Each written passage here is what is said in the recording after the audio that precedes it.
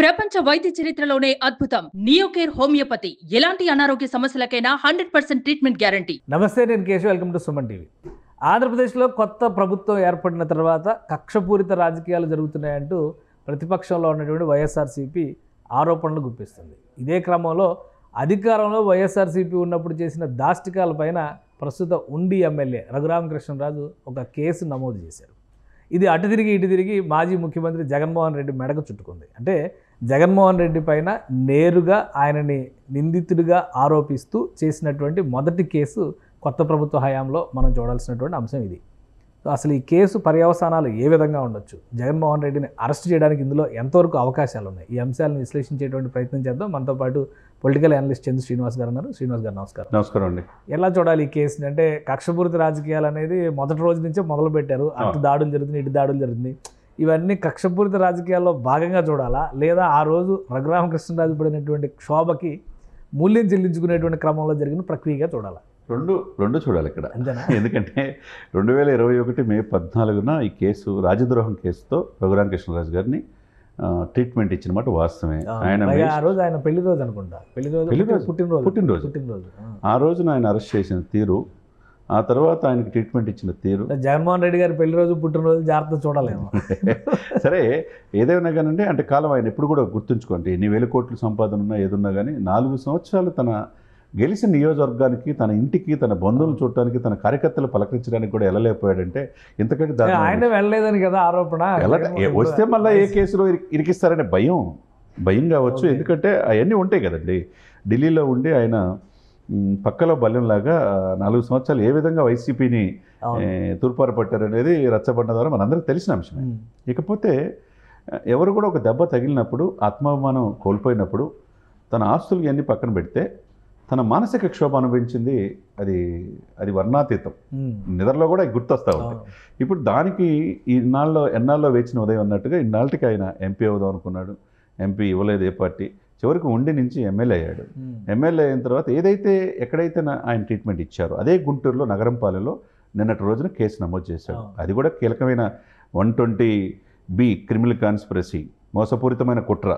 తర్వాత 166, 167, 197, 307, 326, 456, 506. అంటే దీంట్లో కీలకమైంది 307 అంటే హత్యాయత్నం చేయటం. నిజంగానే ఆయన ఆ రోజు మెజిస్ట్రేట్ ఇచ్చిన తీర్మానంలో 2 కాళ్ళు ఇంతంత లావు అయిపోయి నన్ను ట్రీట్మెంట్ ఇచ్చారంటే రబ్బర్తో కొట్టారు, లాఠీలతో కొట్టారు, నన్ను చంపాలని చూశారు.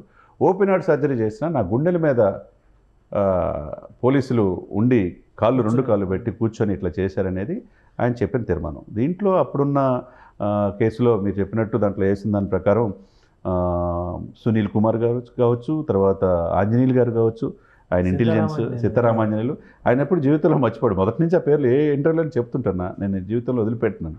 ఇప్పుడు A3గా, ఇప్పుడు A1, A2 వాళ్ళిద్దరైతే A3గా జగన్మోహన్ రెడ్డి గారు ఫస్ట్ టైం మొట్టమొదటగా ఈ కూటమి వచ్చిన తర్వాత, ఈ నెల రోజులు దాటిన తర్వాత ఫస్ట్ కేసు జగన్మోహన్ రెడ్డి గారి మీద ఇదే కేసుగా మనం పరిగణలోకి తీసుకోవాలి. దీంట్లో A3 వీళ్ళ ముగ్గురితో పాటు A4గా ఆ రోజున్న విజయపాల్ ASP, తర్వాత Prabhavathi GHMC Guntur medical college doctor Prabhavathi, ఆమె సూపరింటెండెంట్ కదా, ఇక్కడ ఏం దెబ్బలేం తగలేదని, నేను బావులుగా ఉన్నాడని ట్రీట్మెంట్ చెప్పింది. ఆయన మేజిస్ట్రేట్కి ఇచ్చాడు. ఎక్కడుంటే నన్ను బతకలేడంటే చివరికి హైదరాబాద్లోని సైనిక హాస్పిటల్కి తీసుకొచ్చాడు. మిలిటరీ హాస్పిటల్ తీసుకుంటే ఆ రోజు బతికాడు, కానీ లేకపోతే నా పరిస్థితి ఏంటనేది ఆయన పలు దప్పాలు కూడా చెప్పాడు. కాబట్టి ఇక్కడ ఒకటే సార్ కేశవ్ గారు, rule is rule for all. అది ముఖ్యమంత్రి, ప్రధానమంత్రి, రాష్ట్రపతి అనేది కాదు. ఎవరైనా సరే దేశాధ్యక్షులు మనం చూస్తాం, చాలా దేశాల్లో అధ్యక్షుల మీద ఎలిగేషన్స్ వస్తే ఇమ్మీడియట్గా తీసేస్తారు, శిక్ష విధించిన రోజులు ఉన్నాయి. నెల్సన్ మండేలా అంటే ఎన్ని నెలలు ఆయన జైల్లో ఉన్నాడు. అటువంటి పెద్దవాళ్ళకి, ఆంగ్ సాన్ సూకీలకే ఉన్నప్పుడు ఇటువంటి నేరం ఆరోపించినప్పుడు మనం ఏమంటామంటే, ఇంతకుముందు ఉన్న 33 కేసుల్లో జగన్మోహన్ రెడ్డి గారు, అది మనం చెప్పింది కాదు, అసోసియేషన్ ఫర్ డెమోక్రటిక్ రిఫార్మ్స్ అని మేధావులు, రిటైర్డ్ జడ్జీలు, IASలు కలిపి ఈ దేశంలో ఎలక్షన్లో పోటీ చేసేవాళ్ళు నేర చరిత్ర ఎవరున్నారు, ఎంత ఉన్నారు అనేది చెప్పిన మాట. 33 కేసులు ఈయన మీద ఉంటే దాదాపు 21 కేసులు ఏమో చంద్రబాబు నాయుడు గారి మీద కూడా ఉన్నాయి. ఫస్ట్ టైం స్కిల్ డెవలప్మెంట్లో ఆయన జైలుకి వెళ్ళి వచ్చాడు, మనకు తెలిసిన అంశమే. కాకపోతే అది స్టిల్ గోయింగ్ ఆన్. ఈ కేసులో ఇప్పుడు ఆల్రెడీ దీనిపైన సుప్రీంకోర్టుకు వెళ్ళి సుప్రీంకోర్టు కూడా కొట్టేసిన కేసుని మళ్ళీ ఇప్పుడు కేసు నమోదు చేయడం ఏంటి, మీ విజ్ఞతకి వదిలేస్తున్నా అని అప్పటి ఇంటెలిజెన్స్ అధికారి సునీల్ గారు, ఒక సిబిసిఐడి అధికారి, ఆయన ట్వీట్ కూడా చేశారు. ఆల్రెడీ సర్వీస్లో ఉండి అలా ఓపెన్గా ఎవరో మాట్లాడరు, బట్ ఆయన ఒక ట్వీట్ చేశారు. అంటే ఇది ముగిసిపోయిన అధ్యయనాన్ని కక్షపూరితంగా మళ్ళీ ఓపెన్ చేస్తున్నారా? ఇప్పుడు దెబ్బ పడింది తిరిగి రాదు కదా సార్.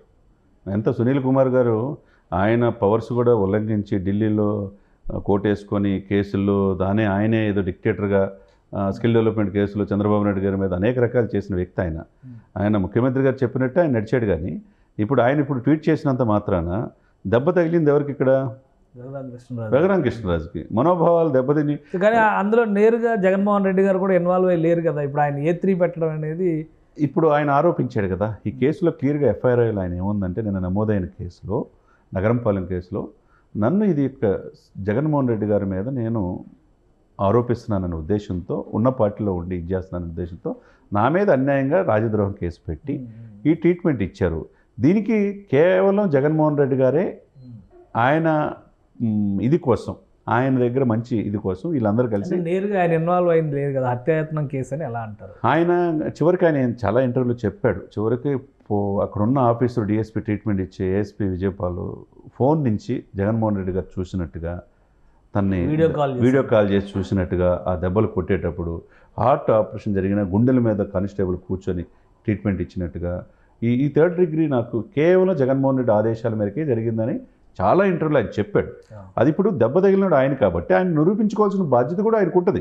చట్టంలో ఎవిడెన్స్ పక్కా అండి. మేజిస్ట్రేట్కి ఆ రోజు ఏమి ఇచ్చాడు, డాక్టర్ సర్టిఫికేట్స్ ఏంటి, ఇక్కడ హైదరాబాద్, అక్కడ గుంటూరు నుంచి తీసుకొచ్చిన తర్వాత హైదరాబాద్లో సైనిక హాస్పిటల్లో, ఆయనకి ఆర్మీ హాస్పిటల్లో డాక్టర్లు చూసిన తర్వాత ఆయన వాళ్ళు కూడా సర్టిఫికేట్లు ఇస్తారు కదా.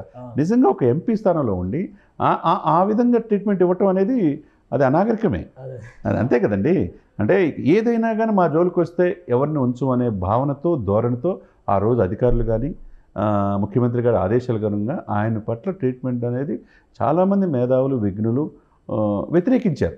అరెస్ట్ చేయడానికి అవకాశం ఉంటుందా ఇందులో? మరి ఇప్పుడు 307 అనేది అది తప్పించలేరు సార్. అది 120 అంటే ఏదైనా కానీ బెయిల్ తెచ్చుకోవచ్చు, కానీ 307 అనేది హత్య ప్రయత్నం. 307 అది 302, 300, 302 అంటే culpable homicide not about the murder. అంటే మనం దాంట్లో లేకపోయినా దాన్ని ప్రేరేపించినా దాంట్లో భాగమైనట్టే. ఈ సెక్షన్స్ అన్నీ ఎట్లా ఉంటాయంటే ఒకదానికొకటి 302, 307 వరకు లింక్ అయిపోయి ఉంటాయి. కాబట్టి దాంట్లో 307 ఇంక్లూడ్ చేశారు. కాబట్టి ఆల్రెడీ ఎఫ్ఐఆర్ కూడా 3A3గా జగన్మోహన్ రెడ్డి గారు నమోదు చేశారు. కాబట్టి ఏదైనా జరగవచ్చు. రైట్. థ్యాంక్ యూ శ్రీనివాస్ గారు, మీ అభిప్రాయాలు తెలియజేసినందుకు. ఇది హత్యాయత్నం కేసులో మాజీ సీఎం జగన్మోహన్ రెడ్డిని తొలిసారిగా A3గా పేర్కొంటూ కేసు నమోదైంది. కాబట్టి ఖచ్చితంగా విచారణలో దొరికేటువంటి ఆధారాలని దృష్టిలో ఉంచుకుని అరెస్టుల దాకా వెళ్ళినా ఆశ్చర్యపోవాల్సినటువంటి అవసరం లేదంటే. అలానే అధికారులు కొంతమంది పరిధి మీరి చేస్తున్నటువంటి వ్యాఖ్యానాలపైన కూడా రఘురామకృష్ణరాజు గారు చర్యలు తీసుకోవడానికి సిద్ధమవుతున్నట్టుగా ఒక సమాచారం ఉంది.